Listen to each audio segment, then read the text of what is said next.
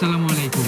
আপনি দেখছেন নিকলি হাওর, কিশোরগঞ্জের এক বিস্তীর্ণ জলরাজ্য যেখানে আকাশ, পানি আর মানুষের জীবন একসুরে বাঁধা। এখানে প্রকৃতি যেন নিজেই ছবি এঁকে দেয় আর প্রতিটা নৌকা বয়ে আনে এক একটা গল্প। কিন্তু নিকলি শুধু সৌন্দর্যের জায়গা না, এখানে প্রতিদিন মানুষ লড়ছে।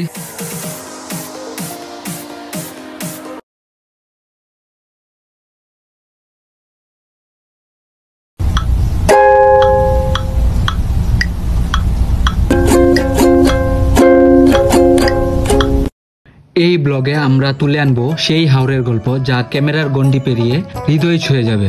চলুন ডুবে যাই হাওরের জলে, প্রকৃতির নয়নাবিরাম দৃশ্য আর জীবন ঘন গল্পে।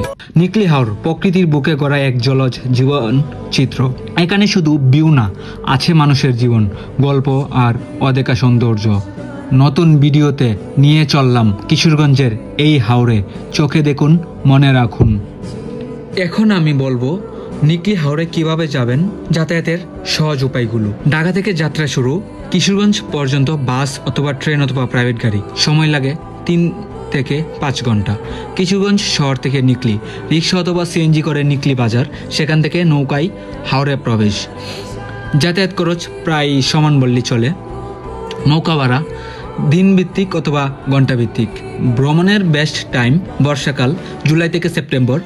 পানির রাজত্ব, শীতকালে অন্যরকম দৃশ্য, শুকনো মাঠ, পাখি দেখা। ঠিক এই মুহূর্তে আমরা নৌকায় উঠে পড়লাম, আমি, হিমেল এবং পিয়াস। তবে এই মুহূর্তে আরেকটা ইনফরমেশন দিয়ে রাখি আপনাদেরকে, সেটা হচ্ছে বর্ষা যেমন দেয় জীবন, তেমনই আনে চ্যালেঞ্জ। স্কুলে যেতে হয় নৌকায়, ফসল বাঁচাতে হয় পানি টেলে, কিন্তু তারপরও এই মানুষগুলো হাসে, লড়ে আর ভালোবাসে এই হাওরকে। এখানে সৌন্দর্য চোখে ধরা যায় আর জীবন মনে।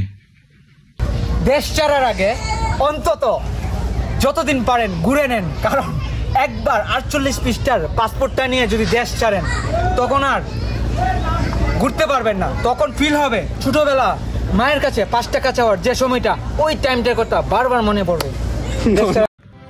চুপচাপ বসে আছি নৌকায়, জানালার ফ্রেমে বাঁধা এক বিশাল প্রকৃতি যেন আমাকে শেখাচ্ছে কখনো থেমে যেতে হয় শুধু দেখার জন্য, কারণ কখনো কখনো প্রকৃতি সবচেয়ে বড় শিক্ষক। রাত হয়ে গিয়েছে, এবার বাড়ি ফেরার পালা।